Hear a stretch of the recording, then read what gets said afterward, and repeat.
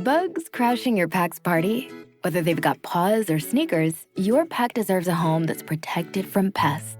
That's where Wondercide comes in. Plant-powered protection made with steam-distilled natural essential oils that actually work. It kills and repels fleas, ticks, mosquitoes, and ants without questionable ingredients or overpowering smells. Safe to use around kids and pets when used as directed. Lab-proven to work fast. And proudly made in the USA. We offer sprays for pets, people, homes, and yards. Plus, spot-on treatments, collars, and even shampoos. Whatever your pack needs, we've got it covered. Founded by a pet parent looking for a better way to protect her dog Luna, Wondercide's now protected over 21 million lives and counting. You might have even seen us on Shark Tank. Go to Wondercide.com and use code WONDER20 for 20% off your first order. That's WONDER20 at Wondercide.com. Wondercide. Protect your pack with plant-powered Wondercide today.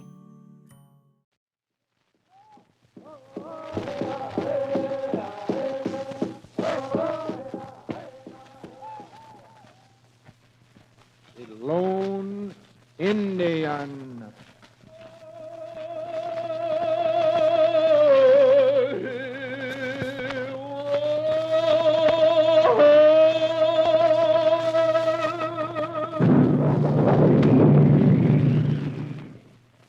Indian trails winding from tribe to tribe over 100 years ago.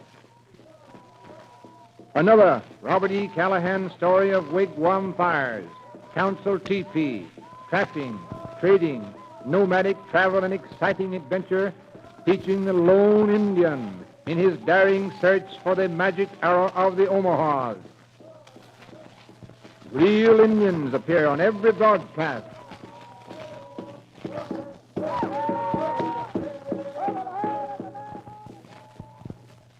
Well, who killed Luke Berry? Who got the money? Look out, Indians ahead.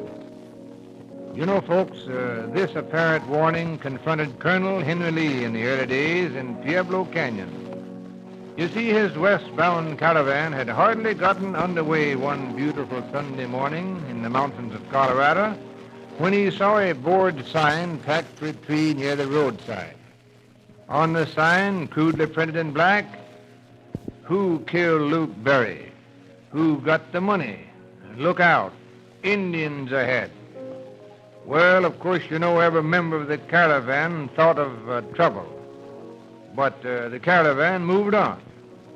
Well, sir, about 200 yards farther on, and just as the caravan moved around a bend in the road, Colonel Henry Lee saw a large white buffalo skull hung to a tree spreading over the roadway.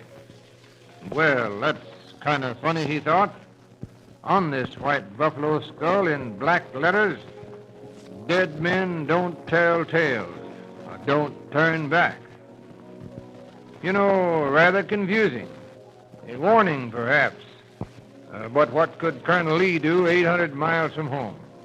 The road was an Indian trail, the same country in which the Comanches and the Utes had been battling over the right to hunting grounds. And what's more, a half-breed trapper had told Lee a thrilling story of that country. He had told him of trouble along the trail. He had warned him of attack, murder, and frightful tales of what might happen.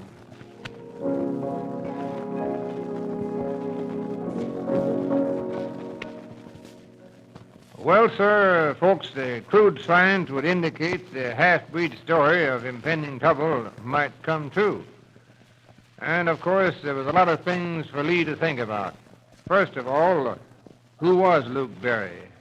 Why had he been robbed? Who committed the crime, and who wrote the signs, when and why? Well, sir, in spite of these agitating, conflicting moments, Colonel Henry Lee would not turn back. There was nothing to do but to continue on.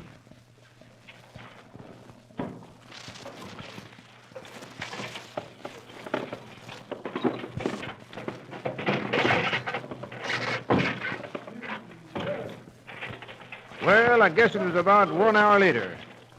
The caravan of 8 wagons was crossing a shallow creek. splashing sand and water. And Colonel Lee had a premonition that he was being followed.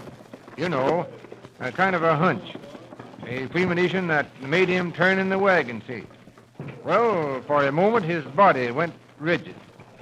Two wild-looking Indians were emerging from the forest.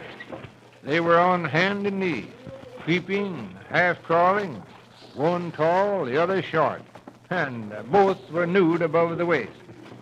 Yes, sir, and each man had 2 white, 2 red, and 2 black lines across the face, and by golly, each man had a bow and an arrow. Of course, any sign of fear when meeting an Indian is an indication of cowardice to the Indian. Colonel Lee knew this, and he knew it was no time to show fear. So he drove his team across the creek, pulled up to the right of the roadway, and as the other wagons got across, Colonel Lee crawled down from his wagon, turned to see the 2 Indians stiff and staring at him. And, of course, his first thought was an Indian sign of friendship. You see, Colonel Lee saw them standing erect. Then he, too, stood erect. His right hand went up, leaving the 2 forefingers outright. This meant friendly.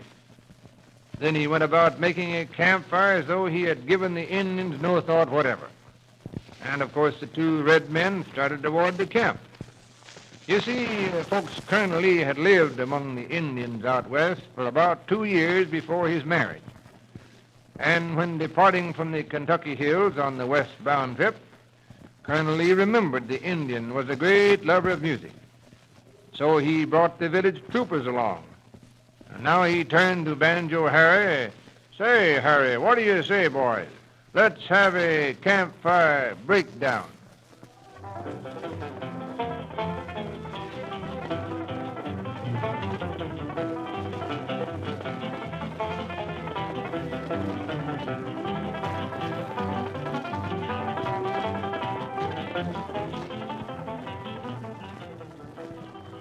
Well, sir, folks, music was not the inner thought of Colonel Lee that day, but his knowledge of Indian life made music the spirit of the hour.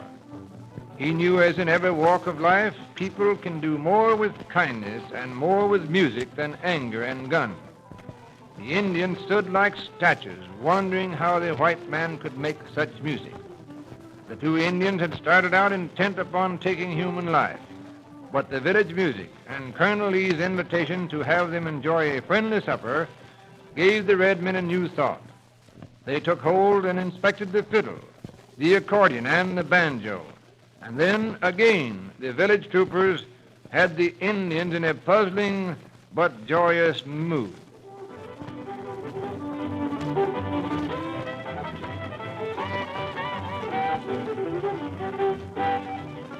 Hey there, Harry. You're loose on the tune.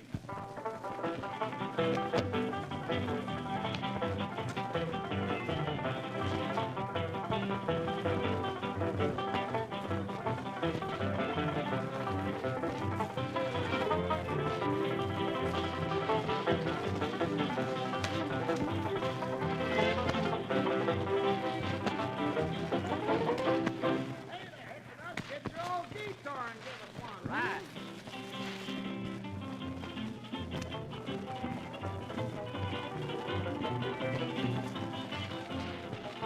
Well, sir, for about 2 solid hours, the village troopers entertained the 2 warlike Indians.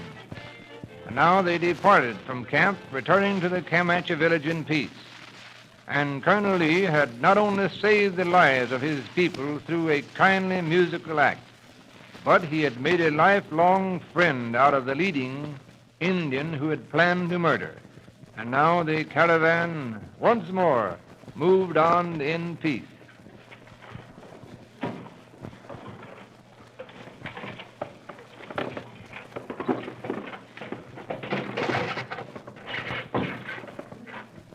Well, sir, about 1 week later, on that same canyon trail where Lee's friendly attitude had saved many human lives, an Army lieutenant by the name of Ball shot an Indian pony because the pony was too wiry for the lieutenant to ride. That same night, an Indian rode an Army horse away. 1 week later, Parson Chivington, who had been a church worker in Denver for 2 years, had himself appointed major, and at the head of 200 arrogant Indian haters, he rode down one night upon the Black Kettle camp on Cherry Creek, near where Denver stands.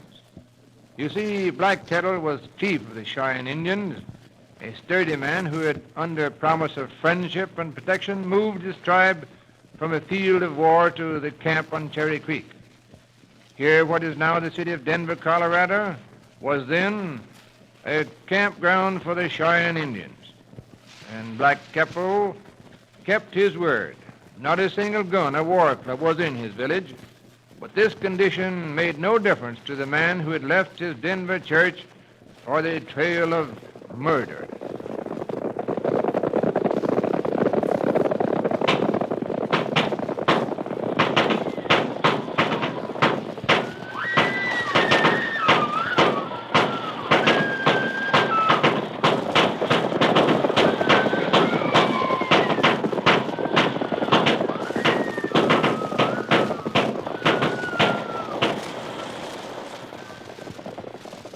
Well, sir, Major Chivington ordered Indian men, women, and children shot down wherever he found them. And folks in a wild frenzy to escape, and while women and children were running for dear life, soldiers found fancy and sportsmanship shooting, laughing, and imitating the Indian. Many children fell with a bullet in the back. Over 500 Indians were killed, and Black Kettle's peaceful village was ignited and in 10 minutes became a smoldering bed of ashes.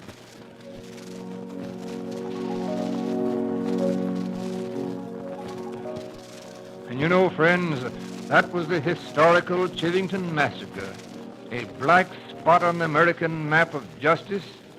And of course, Colonel Chivington was court-martialed.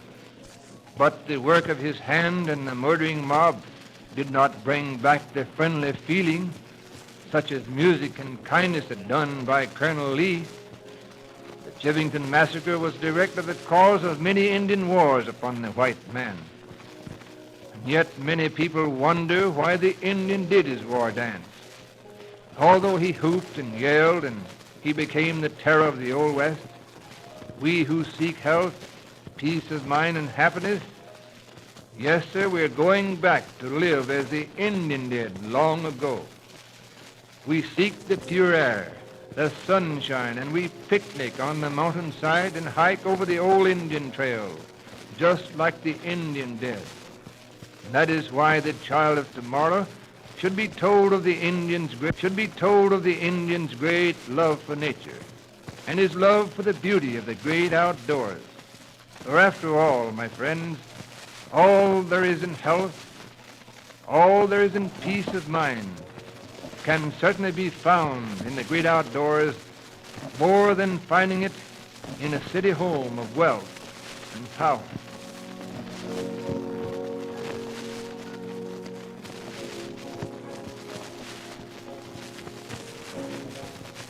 Now, folks, I guess you might like to hear an Indian prayer. One Black Kettle gave so many times before he passed away. Our campfire is growing dim. The ashes in our pipe of peace have cooled. We wanted to understand the white man, but now we offer you our pipe of peace and friendship and hope. We offer you the pipe of faith and the pipe of honor. Be kind, be friendly, be thoughtful, and hold your temper when things are after all is said and done. The little kind acts and the little kind deeds in life are those things which make you a hero in the sight of the Great Spirit and the white man's God.